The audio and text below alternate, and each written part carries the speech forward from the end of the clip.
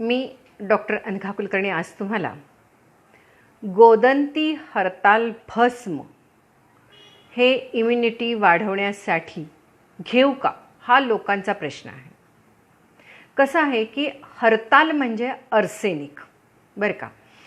अर्सेनिकचा वापर इम्युनिटी वाढवण्यासाठी करण्याचा हल्ली प्रत्येकाचा प्रयत्न चालू आहे किंवा प्रत्येकजण घेते. याला कारण सोशल मीडिया, त्याचप्रमाणे आपल्याला सरकारनेही सांगितलेलं आहे की अर्सेनिक हे शरीरासाठी इम्युनिटी वाढवण्यासाठी अर्सेनिक अल्बम घ्या. त्यामुळे लोक काय करत असतात की असं प्रत्येकाचा एक स्वभाव असतो बरं का, की कोणी म्हणतं आम्ही होमिओपॅथिकच घेतो, कोणी म्हणतं आम्ही आयुर्वेदिकच घेतो, कोणी म्हणतं आम्ही फक्त ॲलोपॅथिकच घेतो आणि कोणी म्हणतं छे आम्ही औषधं काही घेत नाही, आम्ही फक्त आहारातूनच आमची तब्येत मेंटेन करतो. तर आता काहींना असं वाटतं की नाही आम्ही ना नेहमी आयुर्वेदिकच घेतो, तर आम्ही बघितलं एक गोदंती हरताल भस्म आम्ही घेऊ का, म्हणजे अर्सेनिक म्हणजे हरताल ना, तर मग आम्ही ते घेऊ का असं मला काही फोन आले. तर मग त्याच्यासाठी मी आत्ता व्हिडिओ करते. एक लक्षात घ्या की हरताल म्हणजे अर्सेनिक हे अगदी बरोबर आहे.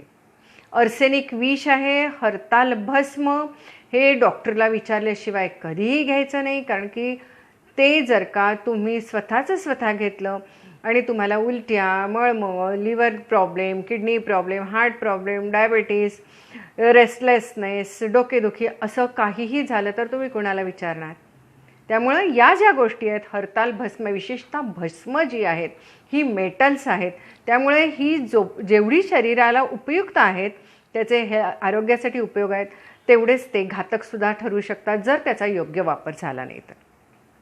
आणि एक महत्त्वाची गोष्ट, गोदंती हरताल भस्म म्हणजे अर्सेनिक नव्हे हे लक्षात घ्या.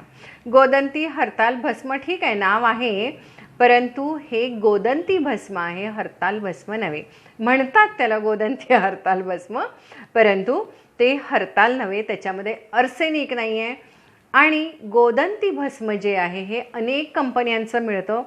सर्दी, खोकला, बारीक ताप, बोन डेन्सिटी म्हणजे ऑस्टिओपोरोसिस, ल्युकोरिया म्हणजे अंगावर पांढरं जाणं, मेनोपॉज, या सगळ्यामध्ये हे घ्यायला चांगलं आहे. एक टॉनिक म्हणून सुद्धा हे घ्यायला चांगलं आहे. पण हे गोदंती भस्म आहे, गोदंती हरताल भस्म नव्हे. म्हणतात त्याला, परंतु ह्याच्यामध्ये अर्सेनिक नाही, हे पहिले लक्षात घ्या. आणि कुठलंही आयुर्वेदिक औषध घेताना हे डॉक्टरांच्या वैद्याच्या सल्ल्यानेच घेतलं पाहिजे, ही दुसरी गोष्ट.